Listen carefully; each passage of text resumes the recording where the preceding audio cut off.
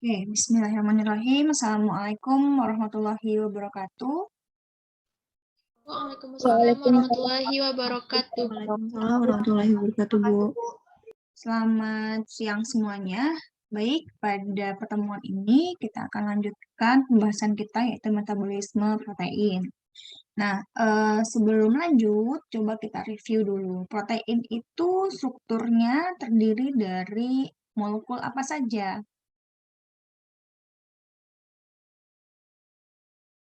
Ada apa saja? Ada karbon nggak? Ada ya. Terus ada karbon, ada nitrogen, gitu ya. Ada C dan N gitu. Nah, karena struktur ini akan terkait dengan bagaimana dia di metabolisme. Kalau kita berbicara tentang metabolisme, tentu tidak lepas dari yang namanya anabolisme dan katabolisme. Ya, perombakan dan pembentukan, sintesis dan degradasi, gitu ya. Nah, lanjut. Pada pertemuan sebelumnya pun, nah, ini berbicara tentang pencernaan dari si protein itu. Ya, kita review sedikit pembahasan ini. Oke, di mana makanan, ya makanan masuk ke dalam mulut itu banyak kandungannya, mulai dari karbohidrat, protein, lipid, gitu ya, vitamin dan lain-lain. Nah, ketika dalam makanan kita ada protein, maka pencernaan secara enzimatis protein pertama kali terjadi di lambung. Protein adalah polipeptida panjang, gitu ya. Polipeptida artinya peptida yang sangat panjang, urutan asam amino yang sangat panjang, sangat kompleks, gitu. Maka di lambung dia akan dicerna secara enzimatis. Nah, enzim yang pertama kali ikut bekerja untuk mencerna protein itu adalah pepsin. Ya, kemudian pepsin akan memotong atau memecah metaprotein tadi menjadi bentuk peptida, ya, atau oligopeptida. Itulah peptida-peptida pendek. Nah, selanjutnya makanan yang mengandung protein tadi yang sudah berbentuk peptida masuk ke dalam usus halus. Di usus halus sudah menunggu nih, ya sudah menunggu getah pankreas. Jadi pankreas mensekresikan getahnya ke usus halus. Nah, di usus halus getah pankreas ini akan bekerja untuk memecah sejumlah molekul-molekul bahan makanan, baik karbohidrat ataupun protein. Karena kita bahasnya protein, maka yang berperan untuk memecah protein itu tentu enzimnya adalah tripsin, kimotripsin, elastase, karboksipeptidase A dan B, dan aminopeptidase juga ada, gitu ya. Nah, untuk getah-getah pankreas, ya, di sini kamu lihat tulisannya, dia tulis tripsinogen, kimotripsinogen, proelastase, prokarboksipeptidase, gitu. Nah, apa sih ini yang ada nama belakang-belakangnya? Apakah dia bisa bekerja dalam bentuk tripsinogen? Tidak, jawabannya. Kenapa? Karena ini belum aktif. Maka tripsinogen harus diaktifkan dulu menjadi tripsin. Kimotripsinogen juga begitu. Ya. Nah, kalau mereka sudah dalam bentuk aktif, maka mereka akan memotong peptida tadi pada bagian-bagian tertentu karena dia spesifik. Enzim-enzim ini spesifik bekerja. Nah, kemudian kalau dia sudah berbentuk sampai dia akhirnya berbentuk dipeptida atau tripeptida. Nih, ya. Nah, selain itu juga ada aminopeptidase yang ikut berperan dalam memecah si peptida-peptida tadi. Kalau dia sudah dalam bentuk yang kecil, maka aminopeptidase akan bekerja memecah dia menjadi asam amino bebas. Ya, asam amino saja. Nah, aminopeptidase dihasilkannya oleh usus halus. Kemudian, kalau dia sudah berbentuk asam amino, maka dia bisa langsung diserap oleh usus halus. Tapi kalau dia masih berbentuk tripeptida dan dipeptida, maka dia harus dipecah lagi menjadi asam amino tunggal gitu. Ya, karena usus halus, seperti kita tahu, kalau karbohidrat, maka hanya molekul monomernya yang bisa lewat. Hanya monosakarida yang bisa lewat. Kalau dia protein juga begitu, hanya monomernya. Siapa monomer dari asam amino, dari protein adalah asam amino. Nah, maka di peptida dan tripeptida, sebelum memasuki si usus halus, maka dipilih usus ini, diconjak usus ini, ada enzim dipeptidase dan tripeptidase. Ya, mirip seperti pada usus halus untuk enzim di usus halus untuk karbohidrat ya, di mana ada maltase, laktase, ya. Nah, kalau sudah, maka enzim ini akan mengubah dipeptida dan tripeptida menjadi asam amino saja.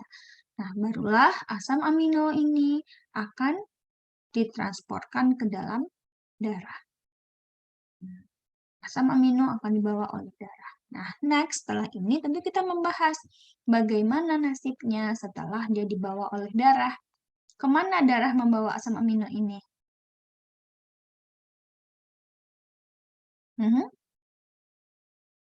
Kemana darah bawa asam amino ini? Sama seperti karbohidrat, seperti glukosa, dibawanya ke sel target. Ya, dibawalah ke sel target. Nah, kita review yang lain. Nah, ini tadi penjelasan tentang enzim tadi. Jadi, kenapa sih tadi ada tripsinogen, ada gen-gen belakangnya, ada pro depannya, gitu ya. Nah, ini disebut dengan kelompok proenzim atau zimogen. Ya, jadi enzim kelompok enzim untuk protein dikenal dengan nama protease. Ya, jadi digestif protease, enzim-enzim pencernaan untuk protein yang namanya protease. Kelompoknya protease. Nah, protease umumnya disintesis oleh sel pensekresinya dalam bentuk zimogen atau proenzim, alias enzim yang belum aktif gitu. Nah, enzim ini akan aktif jika ada substratnya, ada pemicunya. Pepsinogen dihasilkan oleh lambung. Untuk menjadi aktif, maka harus ada sinyal. Dari apa? Bahwa di makanan itu ada protein. Nah, kemudian HCl yang disekresikan ada dari apa? Karena adanya makanan, maka lambung kan akan mensekresikan HCl, asam. Nah, H plusnya dari si HCl akan mengaktifasi pepsinogen menjadi pepsin. Barulah pepsin bisa bekerja untuk mencerna protein menjadi peptida. Ya. Nah, selanjutnya tripsinogen yang dihasilkan oleh getah pankreas atau sekret pankreas akan diaktifkan oleh enteropeptidase menjadi tripsin. Nah, enteropeptidase sendiri adalah enzim yang dihasilkan oleh usus halus. Ya, nah terus berikutnya kalau udah ada tripsin, tripsin akan bekerja untuk ya mengubah atau mengaktifkan kimotripsinogen menjadi kimotripsin. Begitu seterusnya. Ini juga. Ini juga. Ya. Jadi tripsin langsung bekerja untuk mengaktifkan teman-temannya yang di bawah. Ini disebut dengan istilah autokatalisis. Oke. Nah, bagaimana cara kerja dari si enzim-enzim protease ini sebenarnya terhadap protein? Maka cara kerja dia sebenarnya adalah seperti ini nih. Ini adalah protein. Oke, ini adalah protein. Ya, molekul ini, sorry. Nah, udah. Oke, ini aja lah. Oke, nah ini dan ini juga masuk ya. Ini masuk ya. Nah, ini yang saya kotakin adalah protein. Maka protein ini kan sangat kompleks ya, sangat panjang. Asam aminonya panjang. Maka setiap enzim tadi akan bekerja dengan cara dia sendiri-sendiri. Ya. Nah, yang pertama coba kita lihat di sini. Sorry. Nah, kita lihat di sini. Pepsin.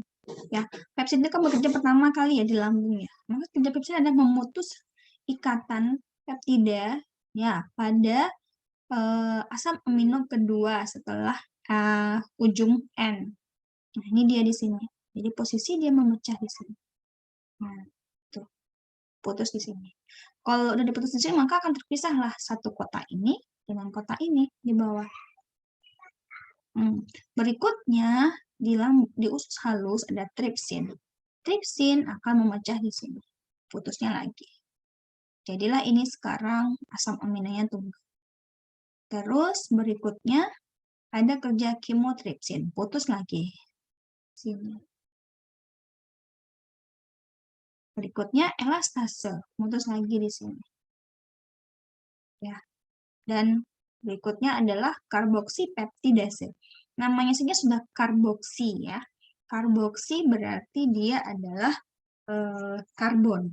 Dia akan memotong pada ujung karboksil. Ya, kalau yang ada ini ya ujungnya adalah COO- gini disebutnya adalah ujung karboksi gitu ya, ujung karbon. Nah, kalau di sini adalah ujung N, ujung amina. Nah, ini ujung N, ini ujung C. Nah, gitu. Nah, terus berikutnya karboksipeptidase A dan B akan bekerja memutus di sini. Set, gitu. Nah, sedangkan aminopeptidase bukan getah pankreas ya, beda lagi. Dia adalah enzim dihasilkan oleh usus, maka aminopeptidase akan memotong di ujung N. Nah, diputus. Nah, akhirnya sekarang setiap asam amino itu sudah menjadi asam amino dalam bentuk tunggal. Ya, ini satu di sini, satu di sini, satu, satu. Gitu. Nah, kalau dia sudah bentuk tunggal, barulah dia bisa masuk ke dalam usus halus. Ya, masuk ke dalam epitel usus halus, diserap, diabsorpsi. Oke, kamu mau screenshot dulu, boleh silakan. Sebelum saya clear. Oke, sudah? Sip. Lanjut kita berikutnya. Nah, begitu dia sudah sampai di usus halus, nah, nih, ini usus halus, ini jenjang usus. Sebentar ya.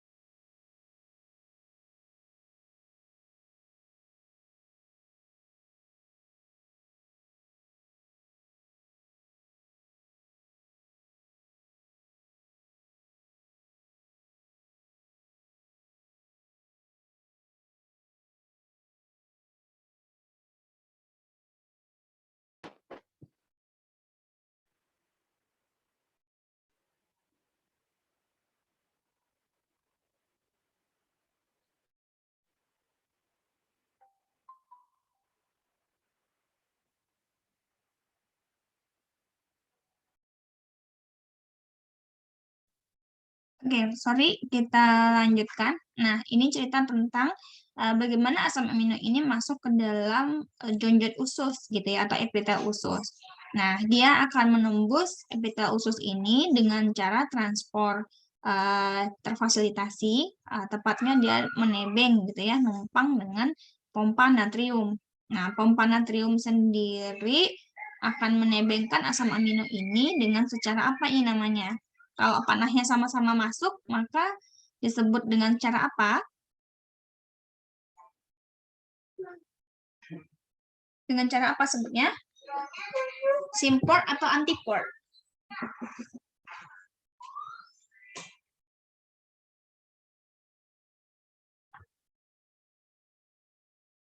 Simport atau antiport? Ada orang di sini? Simport atau antiport? Simport. Simport. Iya, good. Nah, gitu ya. Kalau saya nanya tuh dijawab, say. Oke. Nyalain video kamu. Cuman saya nggak boleh nyala videonya. Oke. Nah, namanya juga Zoom. Kalau nggak, saya nggak nge-zoom nih. Nah, lanjut kita. Berikutnya si asam amino dari epitel usus, dia akan ditransfer lagi menuju ke dalam pembuluh darah. Maka dia juga akan keluar melalui tahapan atau proses transport terfasilitasi.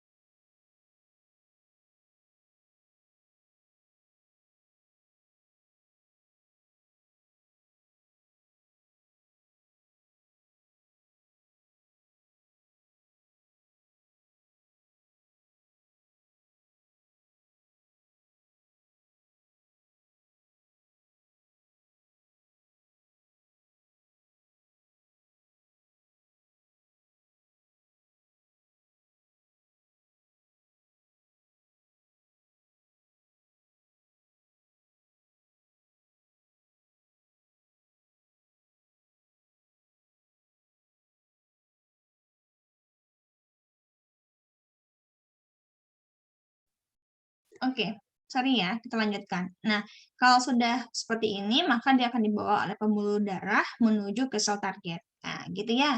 Nah, di sel target, bagaimana nasibnya? Nah, itu yang akan kita bahas selanjutnya. Oke, untuk gambar yang pertama, coba kamu perhatikan gambar ini. Oke, gambar ini ya. Ya, ini hijau lagi. Nah, gambar ini coba diperhatikan dulu.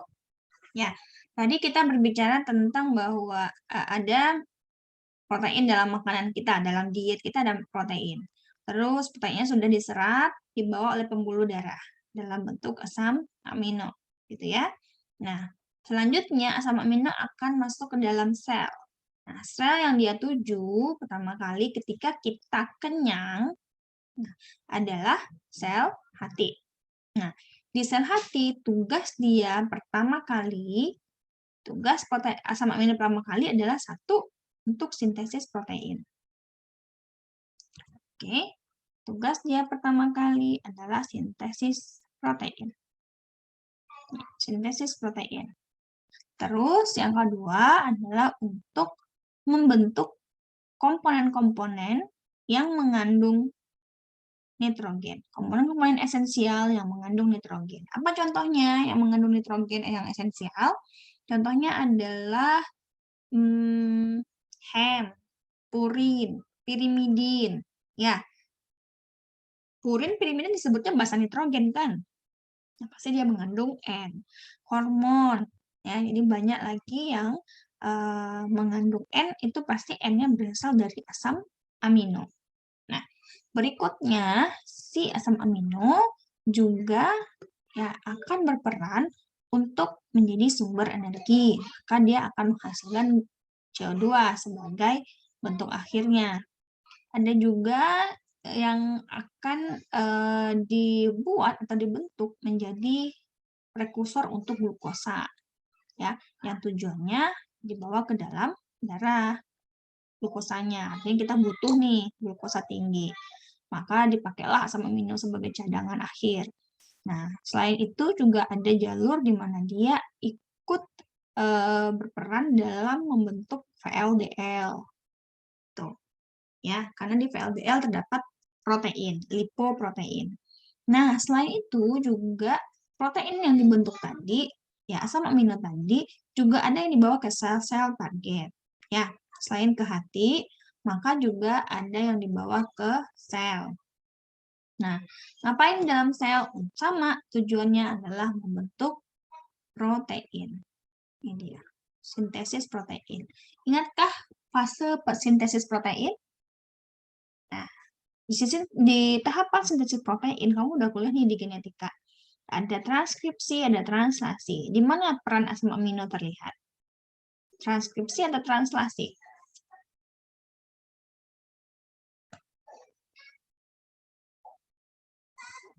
Di mana? Translasi. Ayo, di mana dia? Translasi. Translasi. Oke, good. Di translasi. Diapakan asam amino di sana, Sherly?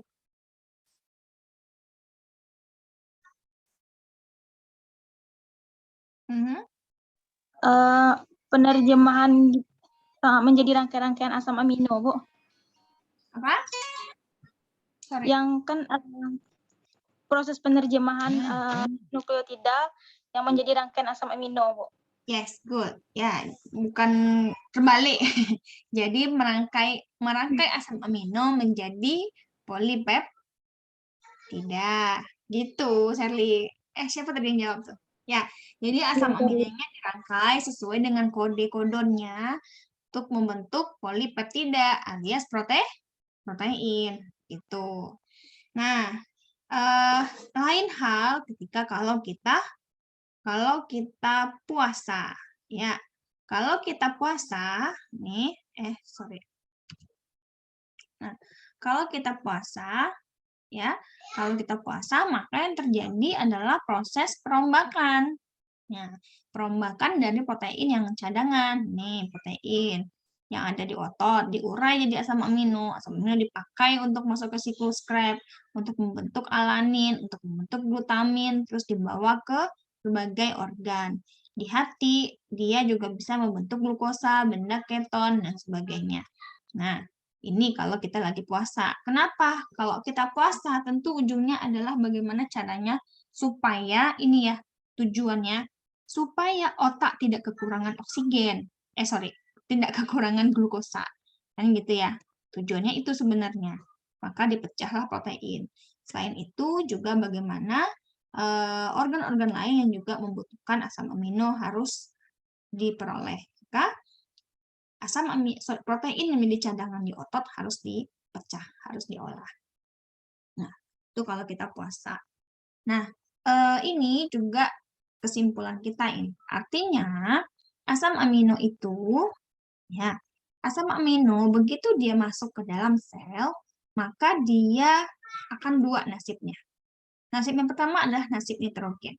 Nitrogennya akan digunakan untuk mensintesis asam amino lain. Gitu ya. Nah, sisa nitrogen akan masuk ke dalam siklus urea untuk membentuk urea. Itu sisanya. Ya. Selain itu, ini juga akan berguna seperti tadi di sini nih, untuk membentuk protein, untuk membentuk asam amino yang lain, untuk membentuk komponen-komponen esensial yang mengandung nitrogen seperti purin, pirimidin, hemin, dan sebagainya. Nah, yang kedua adalah nasib dari karbon. Nah, karbonnya dari si asam amino akan menjadi sumber energi, ya, sumber energi. Nah, masuk dia ke jalur untuk menjadi sumber energi. Nah, selain itu juga bisa untuk di storage, simpan. Nah, sisa dari yang terbuang menjadi sisanya itu adalah N. Jadi kalau karbon sisanya berbentuk CO2 dan H2O, uap air.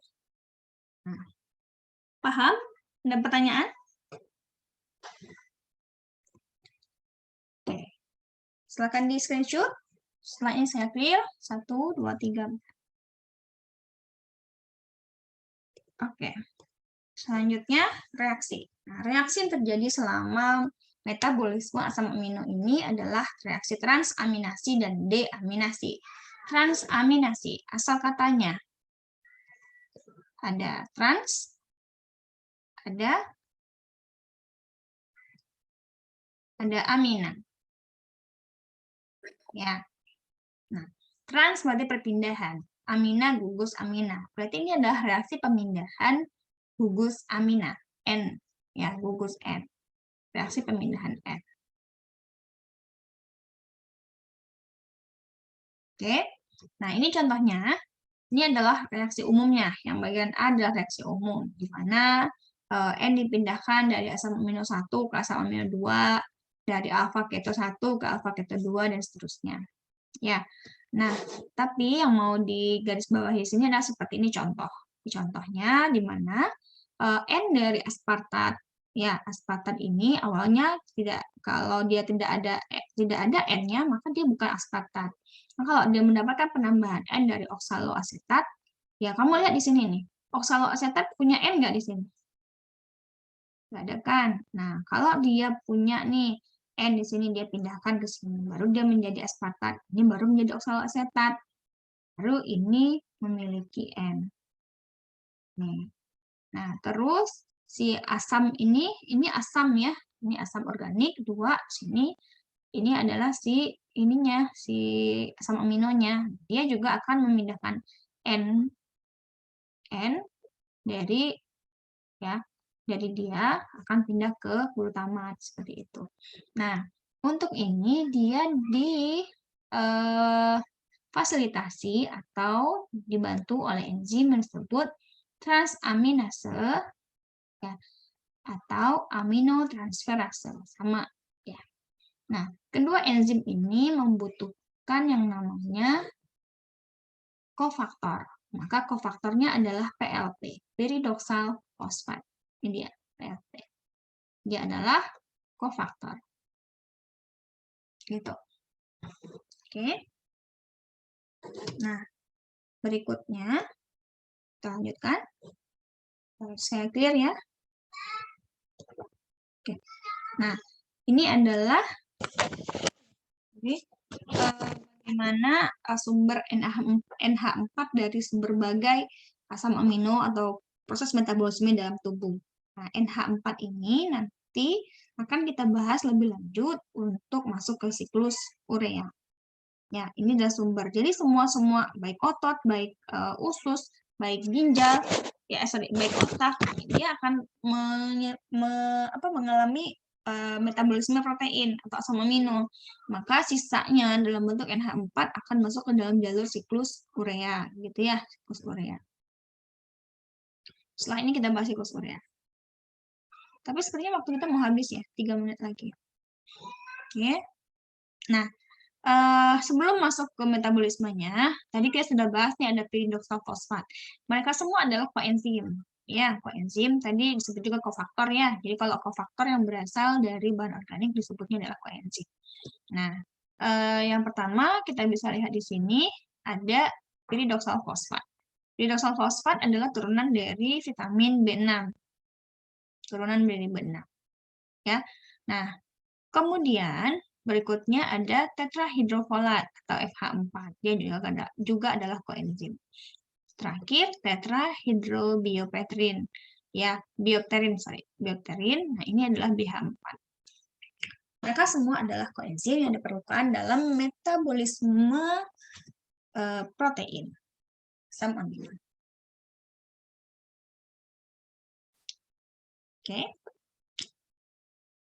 Oke, nah masuk kita yang pertama, mekanisme sintesis asam amino. Sintesis asam amino. Nah, yang ditanya ke kamu semua, asam amino itu ada 2 kelompok nih. Ada asam amino esensial, ada asam amino non-esensial. Apa arti asam amino esensial?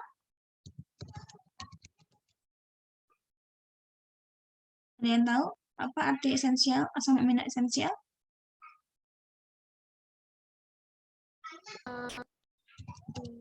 Izin jawab, Bu.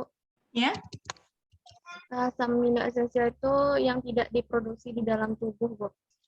esensial gimana? Tidak diproduksi Dalam tubuh. produksi tubuh.